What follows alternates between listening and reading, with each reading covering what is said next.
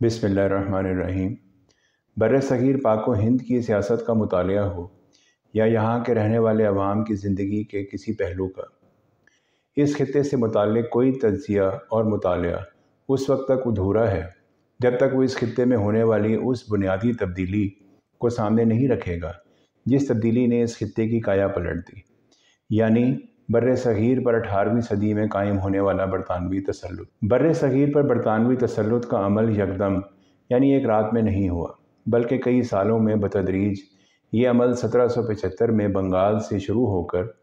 1849 में पंजाब तक पहुँचा। बर्र-ए-सग़ीर पर बरतानवी तसल्लुत कायम होने के इस अमल को हम कॉलोनाइजेशन की इस्तिलाह से ताबीर करते हैं, यानी वो अमल जिसके नतीजे में बर्र-ए-सग़ीर बरतानिया की एक कॉलोनी बन गया। कॉलोनाइजेशन का ये अमल दुनिया के दीगर हिस्सों में भी वक़ूअ पज़ीर हुआ और इसमें सिर्फ बरतानवी कौम ही नहीं बल्कि पुर्तगाली, फ़्रांसीसी और कुछ दीगर अक़वाम ने भी हिस्सा लिया। लेकिन बर्र-ए-सग़ीर के तनाज़ुर में कॉलोनाइजेशन से ज़्यादातर मुराद बरतानवी इक़्तिदार के कायम होने का अमल ही है।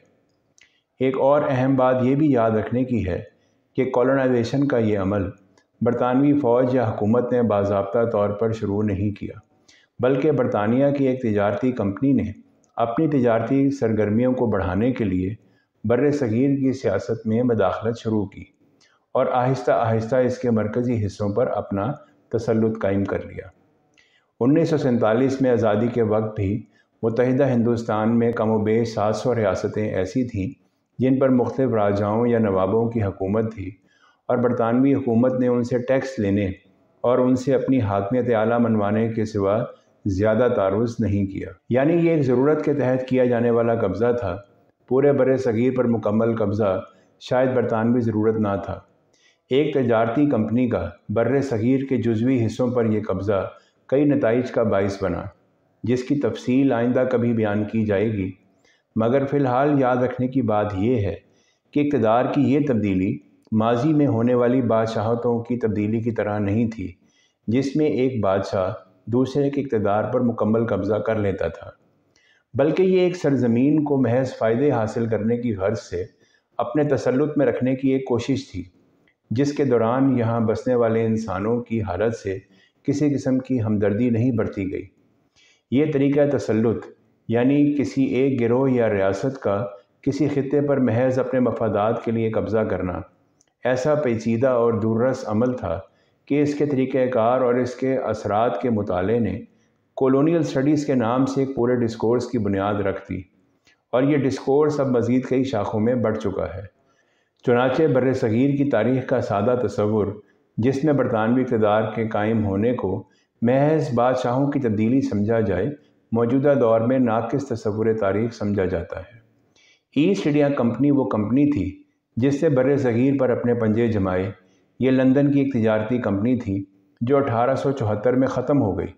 अलबत्ता 1858 में बरतानवी पार्लियामेंट के एक एक्ट के ज़रिए बर्र-ए-सग़ीर का इक़्तिदार बाकायदा तौर पर कंपनी से लेकर मल्का बरतानिया के ज़ेर तसल्लुत मुंतकिल कर दिया गया। इस तब्दीली की एक वजह बर्र-ए-सग़ीर में कंपनी की हुकूमत के ख़िलाफ़ बढ़ते हुए बगावत के जज्बात थे, जिनका एक इजहार 1857 की मशहूर बगावत में सामने आया,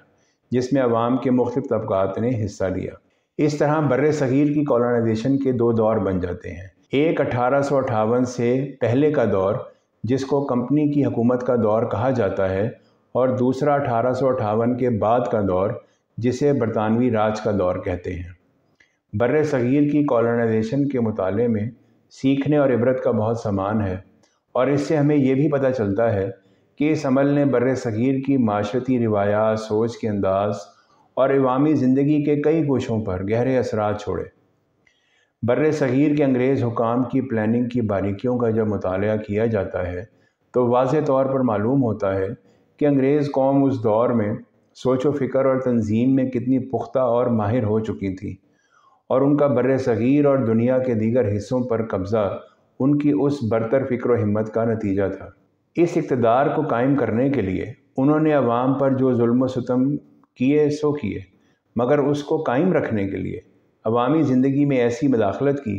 कि इनके जिस्मों के साथ साथ ان کے اذہان اور فکر کو بھی اپنے مفادات کے تابع کرنے کے لیے ہر ممکن زور لگایا۔ برطانوی کالونیل منصوبہ ساز ماضی کی جنگوں سے غالباً یہ سیکھ چکے تھے کہ ایک قوم کو زیادہ عرصے تک غلام رکھنے کے لیے صرف ان کے جسموں کو ہی جکڑنا کافی نہیں، کیونکہ اس صورت میں بغاوت کا اندیشہ ہر وقت رہتا ہے، بلکہ انہوں نے غلاموں کو یہ یقین دلانا ضروری سمجھا کہ غلامی کی زندگی ایک نعمت ہے۔ اگر ہمارے مالک چلے گئے یا نہ رہے تو ہم غلاموں کا وجود بھی ختم ہو جائے گا۔ ڈر اور کم حوصلگی کی نفسیات کو عوام میں پروان چڑھانا انگریزی حکومت کے کئی حربوں میں سے ایک تھا، جس کی تفصیل کسی اور موقع پر عرض کروں گا۔ بر صغیر کا ایک کالونی بننا اور اس کے اثرات ایک طویل موضوع ہے، مگر اس کی نشاندہی اس لیے ضروری ہے کہ آج ہم جو زندگی گزار رہے ہیں وہ ہمارے اس ماضی کے اثرات سے خالی نہیں۔ آج بظاہر برطانوی تسلط سے آزاد ریاستوں کے مختلف نظاموں، مثلاً نظام تعلیم، عدل و انصاف کا نظام، نظام سیاست و معیشت،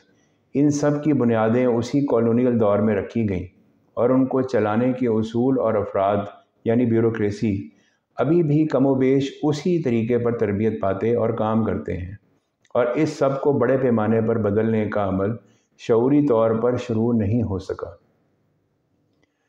کالونیل سٹڈیز کے بعض مفکرین تو یہ بھی کہتے ہیں کہ کالونیل دور ابھی ختم نہیں ہوا، بس اس کی شکل بدل گئی ہے۔ یہ مختصر گفتگو اس بات کی دعوت ہے کہ آئیں اور اپنے ارد گرد نظر دوڑائیں، مطالعہ کریں اور غور کریں،